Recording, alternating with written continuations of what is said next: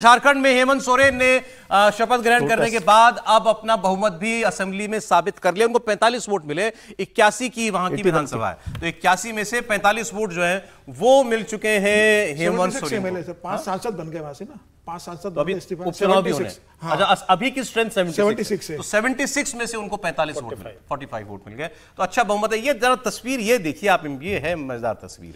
आजकल वो खुद गाड़ी चलाते हैं, पत्नी कल्पना जी हैं, वीडियो बनाती हैं, फिर वो क्या कहना चाहते हैं, मतलब कि अब मैं हूं ड्राइविंग सीट में।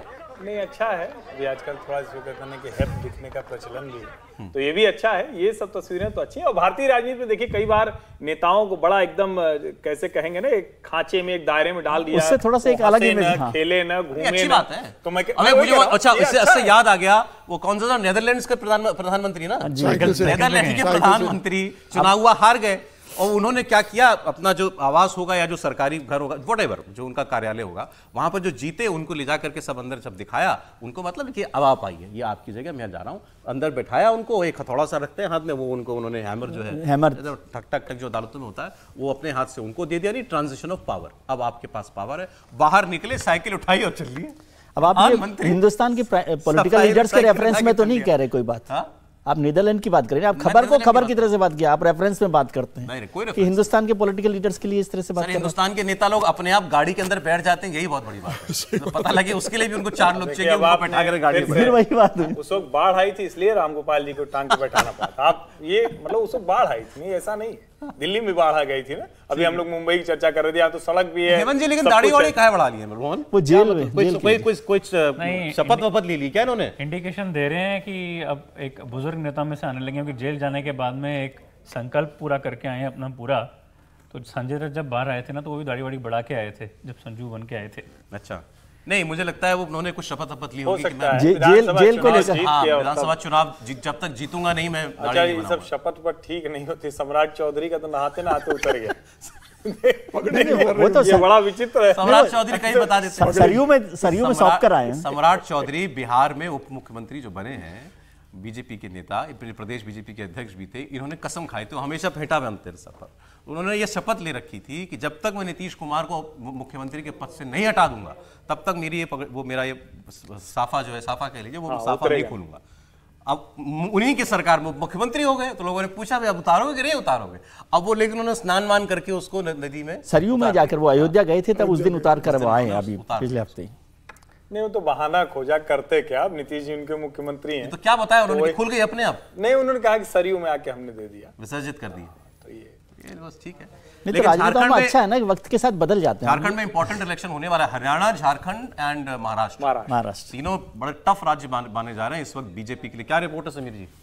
देखिए, मुझे लगता है महाराष्ट्र भी बहुत मुश्किल है फिलहाल, भारतीय जनता पार्टी गठबंधन के लिए महाराष्ट्र बहुत मुश्किल है। हरियाणा भी बहुत आसान नहीं होगा, जिस हिसाब से लोकसभा का चुनाव में 50-50 रहा है, दोनों को 5-5 सीटें मिली है, तो हरियाणा भी बहुत आसान नहीं रहेगा। इलेक्शन कोई भी आसान नहीं रहने वाला है इस बार। झारखंड भी बहुत आसान नहीं रहेगा, इसमें कोई दो राय नहीं। लेकिन भारतीय जनता पार्टी झारखंड को लेकर बहुत आशावादी है कि वहां वो सरकार इस बार बना लेंगे। महाराष्ट्र में जरूर भारतीय जनता पार्टी बहुत कोशिश कर रही है, चुनाव प्रभारी। लेकिन ये तो जगह जगह जाके बताएंगे ना, देखो तुम्हारे एक आदिवासी मुख्यमंत्री को जेल में डाल दिया। नहीं, लेकिन अब ये बात भी है ना कि चंपई सोरेन का रुख क्या रहता करेगी। चंपई सोरेन ने कल बोला कि मुझे सिर्फ 5 महीने काम करने का मौका मिला, मैंने बेहतर काम किया, मुझे और मौका मिलता तो मैं बेहतर प्रदर्शन करता। लेकिन समीर जी, आप थोड़ा सा, चंपई सोरेन भी एकनाथ शिंदे बन सकते हैं आने वाले समय में। उनको प्रपोजल दिए जा रहे हैं, प्रस्ताव दिए जा रहे हैं। अब उनको जो प्रस्ताव सूट करेगा, और जब सूट करेगा, हो सकता है वो पाला बदल ले चुनाव के पहले। फिलहाल तो अभी वहां पर मुख्यमंत्री बन गए हैं। समीर जी से एक सवाल, लेकिन आज महाराष्ट्र भी, मध्य प्रदेश में एक घटना घटी है। भारतीय जनता पार्टी ने एक ऐसे नेता को मंत्री बना दिया है जो कांग्रेस का विधायक है, उन्होंने इस्तीफा ही नहीं दिया था। रामनिवास रावत सुबह उनका शपथ ग्रहण हो गया है। कैबिनेट मंत्री की बजाय राज्य मंत्री की शपथ ली उन्होंने, जल्दी। ठीक है, कैबिनेट मंत्री की शपथ थी, राज्य मंत्री की शपथ ली, लेकिन उन्होंने इस्तीफा मंत्री बनने के बाद दिया कांग्रेस से। जबकि इस्तीफा तो पहले दे देना चाहिए था ना, जब पार्टी में। हेमंत सोरेन का बयान भी है हमारे पास, माफी चाहता हूं, मैं भूल गया था, सुना दीजिए हेमंत सोरेन ने क्या बोला। सदन का पूरा कार्रवाई आपके समक्ष हुआ कि आज हम लोगों ने जो प्रस्ताव सदन में रखा था, उस प्रस्ताव पर चर्चा भी हुआ और सत्ता पक्ष और विपक्ष की गिनती भी आपके सामने है। और मुझे लगता है संवैधानिक प्रक्रियाओं को हम लोगों ने आज 2019 से लगातार अपनी मजबूती से अपना प्रदर्शन किया है और संविधान का पालन किया है। वो बता रहे थे कि भाई हमारे पास जो है बहुमत आ गया है, तो अच्छी बात है हेमंत सोरेन का। बस मैं आपको चुनावी राज्यों की रिपोर्ट में पूछ रहा था विजय जी, मतलब थोड़ा सा शॉर्ट में, झारखंड, हरियाणा, महाराष्ट्र, तीनों ही टफ इलेक्शन है, बहुत इंटरेस्टिंग इलेक्शन है। अच्छा, महाराष्ट्र सबसे ज़्यादा इंटरेस्टिंग लगेगा। मैं तो समीर जी से ये समझना चाहता, इलेक्शन तो टफ है कि क्या रीअलाइनमेंट हो रहा है बिफोर इलेक्शन। असली बात तो वहाँ की ये है कि फिलहाल तो नहीं लगा, फिलहाल उद्धव ठाकरे को लग रहा है कि मैं मुख्यमंत्री बनने जा रहा हूँ इस बार, जो खैर वो तो नतीजे बताएंगे, लेकिन बहुत मुश्किल इलेक्शन है और भारतीय जनता पार्टी के लिए भी एक बड़ा टफ इलेक्शन होगा, जबकि वहाँ पर दो बड़े नेताओं को उन्होंने जिम्मेदारी दी है। तो मुझे लगता है कि किस तरह से वो काम कर सकते हैं। हरियाणा में किस तरह से काम कर रहे हैं, हरियाणा में कांग्रेस की लड़ाई को किस तरह से फ़ायदा उठा सकती है भारतीय जनता पार्टी, वो वहाँ पर देखना होगा। झारखंड में हेमंत जी आज भी 76 में से 45 आ गए उनके पास, तो वो उसको सस्टेन करते हैं कि नहीं करते कांग्रेस। मैं रुख बता दीजिए आप, मतलब चलिए हम लोग बीजेपी के हिसाब से अगर पूछें, हरियाणा टफ, हरियाणा टफ है, महाराष्ट्र बहुत tough, very tough, very tough, and Jharkhand हो सकता है कि कुछ ठीक से लड़ाई पॉसिबल लगता है। ठीक है, यही रोहन से मेरा इतना ही, क्योंकि समय भी अगर हरियाणा कंचनजुंगा तो महाराष्ट्र माउंट एवरेस्ट, इतना टफ होगा बीजेपी के लिए। दोनों टफ हैं, दोनों पर चढ़ाई है। हाँ, दोनों पर चढ़ाई है। और झारखंड लेवल प्लेइंग फील्ड, बराबरी का मामला। ठीक है समीर जी। बिल्कुल बराबर है। महाराष्ट्र बहुत ज़्यादा मुश्किल है फिलहाल भारतीय जनता पार्टी के लिए। हरियाणा भी बहुत टफ है, वहाँ पर हुड्डा बहुत बेहतर करने की स्थिति में फिलहाल कांग्रेस वहाँ पर। और जहाँ तक झारखंड की बात है, भारतीय जनता पार्टी में सरकार बना लेगी इस बार, मुझे लग रहा है। झारखंड में आपको लगता है बीजेपी? हाँ, बीजेपी बना लेगी सरकार। अरे एंटी इनकम्बेंसी वाली भी बात है ना, दोनों जगह मतलब बीजेपी और अलायंस में महाराष्ट्र में। ये भी कह सकते हैं एंटी इनकम्बेंसी भी है। पहले अपना मुझे बता दीजिए भाई, तीनों महाराष्ट्र को लेकर मैं कह रहा हूँ कि अभी तो मुझे त्रिशंकु दिख रही है, वहाँ किसी के लिए भी सरकार नहीं बनती। नहीं, तो फाइट में है, इसका मतलब अभी ये महायुति बहुत ठीक से दोनों, मतलब वहां का जो समीकरण है ना, वो अगर आप लोकसभा भी देख लें तो आपको साफ साफ समझ में आता है।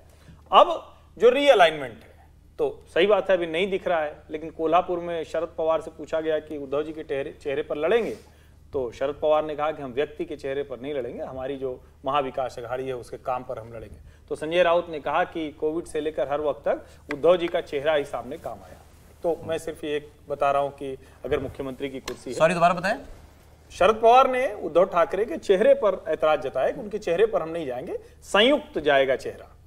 तो संजय राउत ने उस पर जवाब दिया था कोविड के समय में उद्धव जी का ही चेहरा था, सब कुछ मुख्यमंत्री के काम। झगड़ा लग गया क्या? अब मतलब राजनीति में तो ऐसे ही होता है, कुछ अच्छा बुरा ऐसे ही होता है। नहीं, ऐतराज नहीं होता, क्योंकि शरद पवार भी नेता, वो किसी एक का नाम ले दें अपनी पार्टी से दूसरे का, तो वो भी एक मुश्किल काम होता है। लेकिन इसको ऐतराज के तौर पर नहीं देखना चाहिए, एक पॉलिटिकल स्टेटमेंट होता है। पवार भी आपदा में अवसर ढूंढ रहे हैं कि अपनी बेटी को लगा तो महाराष्ट्र तो मुझे लगता है बहुत बड़ा प्राइज है ना, बहुत बड़ा प्राइज किसी भी दल के लिए। मुझे लगता है देश में सबसे ज्यादा किसी राज्य में अगर आप देखें किसी रुचि होती है, ताकत लगानी पड़ती है। लेकिन मेरा अभी भी ये कहना है कि भारतीय जनता पार्टी वहां की सबसे बड़ी पार्टी है, उसके पास सबसे ज्यादा मत हैं, उसका रीअलाइनमेंट एक बड़ा मसला है। क्योंकि देखिए उसके ऊपर जो बर्डन है, उस बैगेज को अगर वो नहीं उतार पाएगी, देवेंद्र फडणवीस जिस तरह से कह रहे हैं उसमें शायद वो छोड़ने की स्थिति में नहीं है, तो मुश्किल हो गई। लेकिन कांग्रेस, शरद चंद्र पवार और उद्धव ठाकरे वो बहुत अच्छी स्थिति में, ऐसा नहीं है। हरियाणा भी किसी की तरफ जाएगा तो पूरा ही जाएगा। भारतीय जनता पार्टी को एंटी इनकम्बेंसी से जूझना है,